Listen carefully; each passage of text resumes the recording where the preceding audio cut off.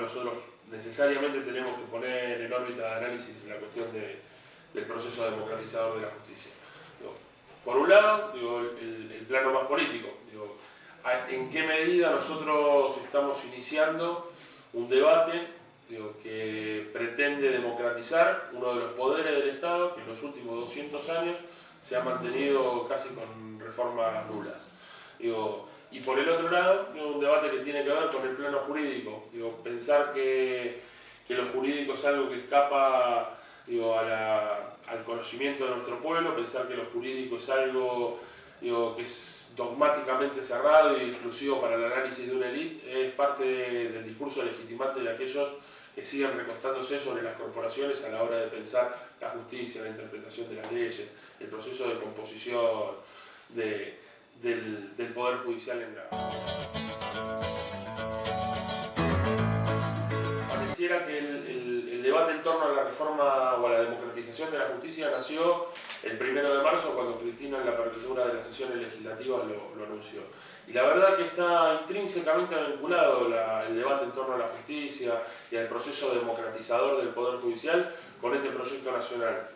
Hay que tratar, para poder entender en el plano de lo político, desde qué lugar este proyecto de nación tiene la legitimidad política construida para iniciar un debate en torno a la democratización del Poder Judicial. Inició un debate en la Argentina, un debate que se dio en los primeros meses del gobierno de Néstor, que tuvo que ver con la nulidad de las leyes de obediencia debida y de punto final.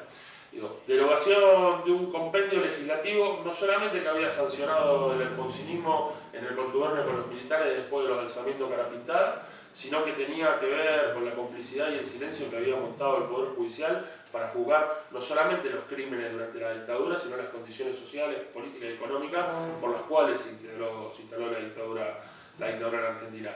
Y ese proceso de debate muy fuerte que empezó a sacudir a la magistratura en particular, terminó con una discusión grande y fuerte en torno a la reforma de la Corte Suprema de la Justicia. Nosotros no podemos soslayar, no podemos dejar de lado que fue el gobierno de Néstor, fue Néstor Kirchner como presidente de la República, este proyecto nacional, el que logró construir la primera Corte Independiente del Poder Judicial en esta parte. Fue a tal punto el proceso democratizador de la Corte Suprema fue exitoso, a tal punto son independientes, que este proyecto nacional, en numerosas oportunidades, ha tenido conflictos con la Corte para la sanción de determinadas leyes que implicaban las condiciones de avance de este tiempo histórico, y fueron esos mismos jueces independientes que se incorporaron en estos 10 años, que no estaban condicionados por un poder político. Si hay alguien que logró resolver la crisis de representatividad en la Argentina que nos había dejado el neoliberalismo a cuestas, primero fue Néstor Kirchner y después fue Cristina Kirchner, con ese enorme 54% de votos que la convalidan y le dan la legitimidad para hacer la conducción política de este tiempo histórico de la Argentina. Y es esa legitimidad también la que parte del principio de por qué un proyecto nacional no puede cuestionar la filosofía política en la que se constituye uno de los poderes del Estado. ¿Por qué no puede discutir el conjunto de nuestro pueblo, no puede iniciar un debate profundo de cómo se reforma el Poder Judicial y cómo se piensa un Poder Judicial que atienda las necesidades de las mayorías?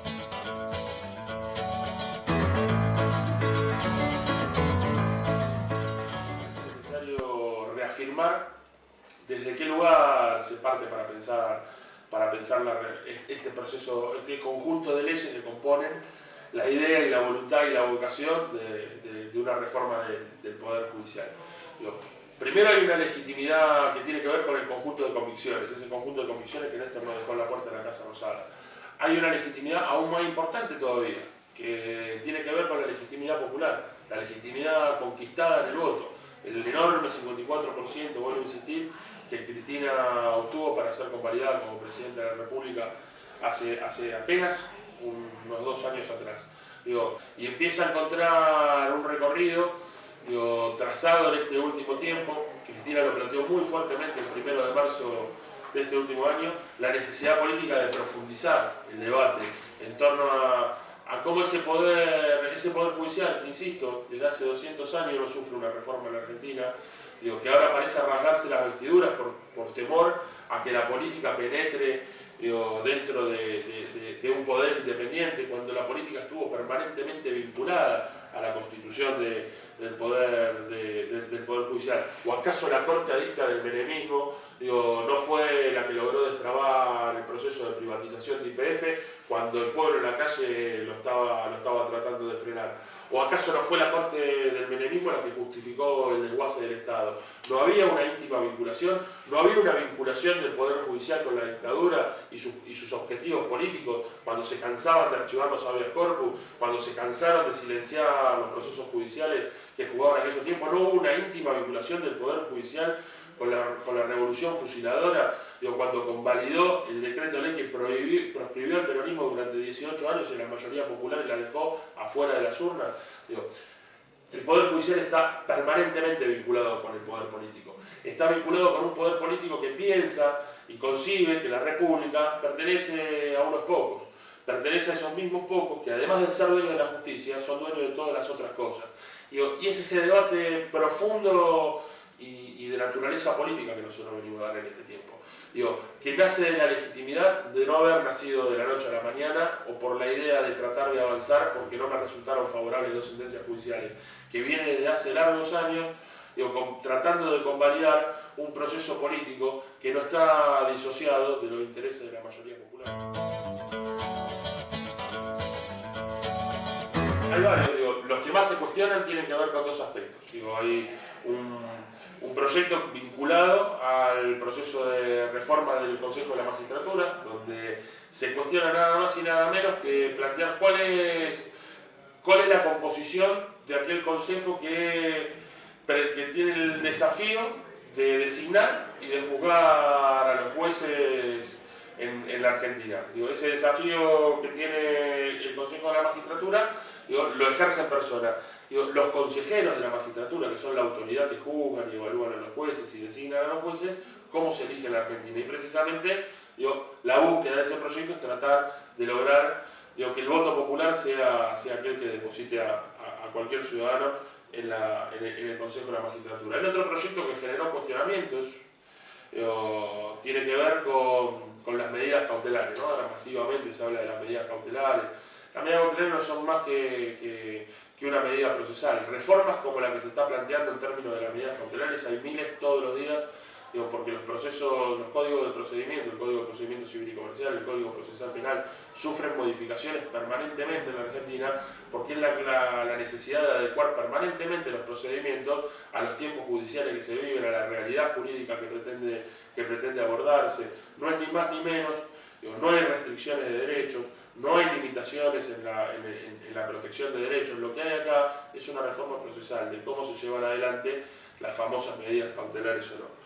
Hay otro proyecto que para aquellos que alguna vez fuimos parte del Poder Judicial es absolutamente revolucionario, que tiene que ver con construir una normativa que indique cómo se produce la designación de los empleados judiciales, cuáles son los mecanismos para acceder a la carrera que propone el servicio de justicia. Me parece que es absolutamente revolucionario porque golpea sobre el corazón de uno de los núcleos del problema, que tiene que ver con la famosa familia judicial, que no es algo que hemos visto en las películas, sino que es algo que existe real y concretamente. Y después hay dos proyectos que se los juzga como menores, que tienen que ver con cosas que son de manual. Por un lado, la publicidad de las causas judiciales, que es algo que pareciera inocente, pero afecta a una corporación concreta y material, que es el Colegio Público de Abogados, y la publicidad de las declaraciones juradas, que evidentemente no los afecta tanto porque están tan acostumbrados a meterlo a las declaraciones juradas que poco le importa que salga la publicidad. Y una reforma más concreta que son las cámaras de casación que se van construyendo en el camino.